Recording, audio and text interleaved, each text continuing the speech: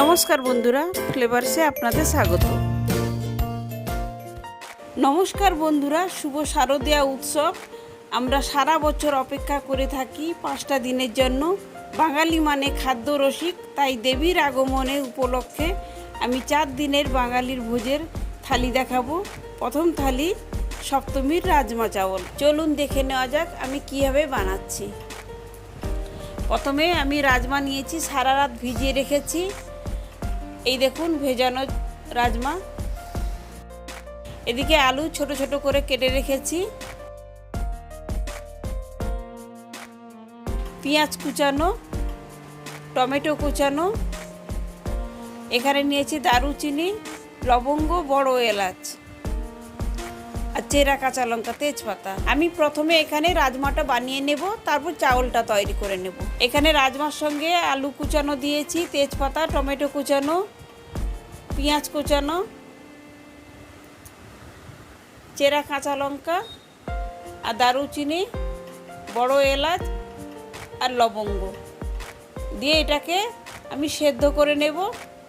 বেশ কিছুটা জল দিলাম, জল দিয়ে সব একসঙ্গে আমি সেদ্ধ করে নেব। হলুদ দিলাম, নুন দিচ্ছি। রাজমাটা সেদ্ধ হতে থাক, ততক্ষণ আমি রাজমার আসল মশলাটা দেখিয়ে দিই। এদিকে নিয়েছি রসুন কুচানো, আদা কুচানো, স্লাইস করে টমেটো কাটা, আর এদিকে নিয়েছি হিং, গরম মশলার গুঁড়ো,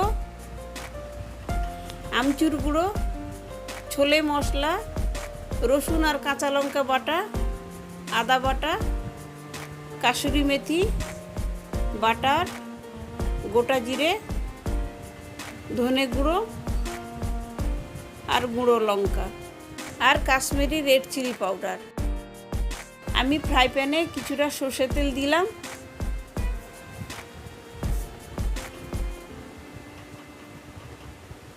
গোটা জিরে, হিং,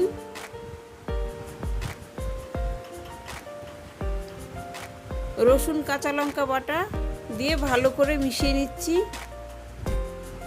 আদা বাটা দিয়ে আরও ভালো করে মিশিয়ে নিলাম।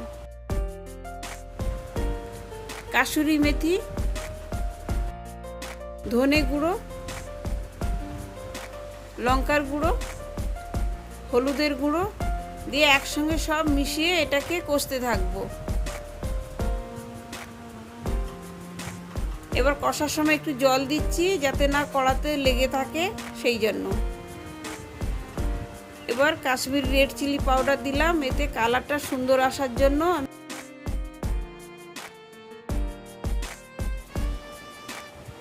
আমি আরেকটু জল দিয়ে গ্রেভিটাকে রেডি করে নিচ্ছি।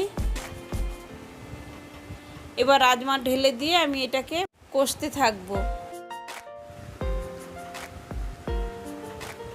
এবার ঝোল ফুটে উঠেছে, গরম মশলার গুঁড়ো দিলাম, আমচুরের গুঁড়ো দিলাম, দিয়ে সব একসঙ্গে মিশিয়ে নিচ্ছি।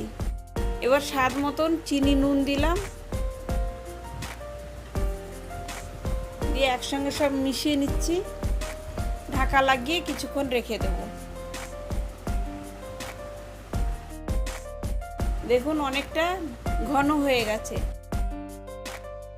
অপরদিকে একটা কড়াইতে আমি কিছুটা বাটার দিলাম, আদা রসুন কুচি দিচ্ছি, দিয়ে এটাকে ভাজতে থাকবো। সামান্য হিং দিলাম, কাসুরি মেথি দিলাম, রেড চিলি পাউডার দিচ্ছি,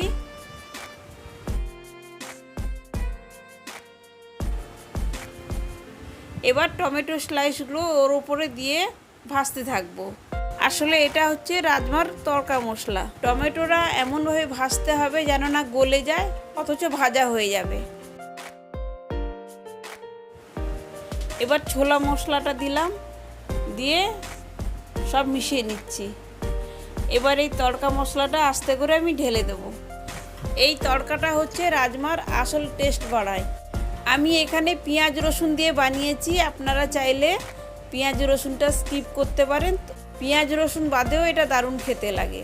আমি অপর দিকে সাদা তেলে স্লাইস করে আলু ভাজছি। আর আমি যখনই এই ধরনের আলু ভাজি টেস্ট বাড়ানোর জন্য ওপর থেকে আমি গোলমরিচ ছড়িয়ে দিই। আর সামান্য নুন চিনি দিয়ে দিলাম।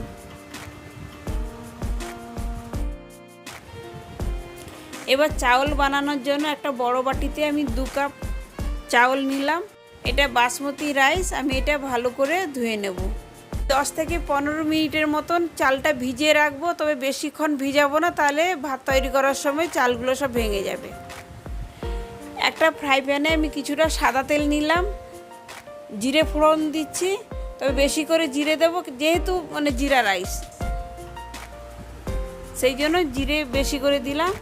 এবার কাঁচা লঙ্কা কুচি দিচ্ছি। আপনারা এটা স্কিপ করতে পারেন, তবে এটা খেতে ভালো লাগবে, তাই আমি সামান্য 2টো কাঁচা লঙ্কা কুচিয়ে দিলাম। এবার চালটাকে দিচ্ছি। চালটাকে একটু নেড়ে নেব, সামান্য ভেজে নেব। চালগুলোকে 10-15 মিনিটের মতন ভিজিয়ে রাখার জন্য দেখুন চালগুলো একটাও ভাঙেনি। চালটাকেও বেশিক্ষণ ভাজবো না, তাহলে সাদা হয়ে গেলে চালটাও ভেঙে যেতে পারে। আমি হালকা করে চালটা ভেজে এবার জল দিয়ে দেব।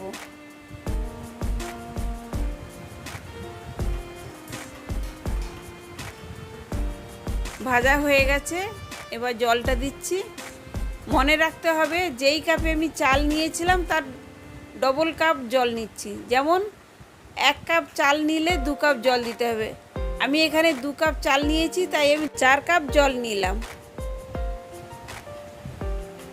এবার ঢাকা লাগিয়ে আমি এটা ফুটতে দেব। দেখুন অর্ধেকটা জল শুকিয়ে গেছে, আরও কিছুটা জল থেকে গেছে। এই অবস্থা স্বাদ মতো নুন চিনি দেব। এই রাজমা চাওয়ালে বেশি মিষ্টি হয় না, তাই আমি সামান্য চিনি দিলাম।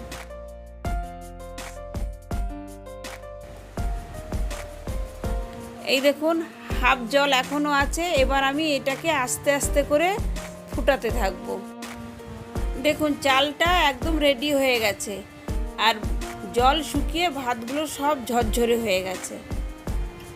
আমি একটা থালার মধ্যে মাঝখানে চাউলটা রেখে তার চারপাশে রাজমা ঢেলে দিচ্ছি,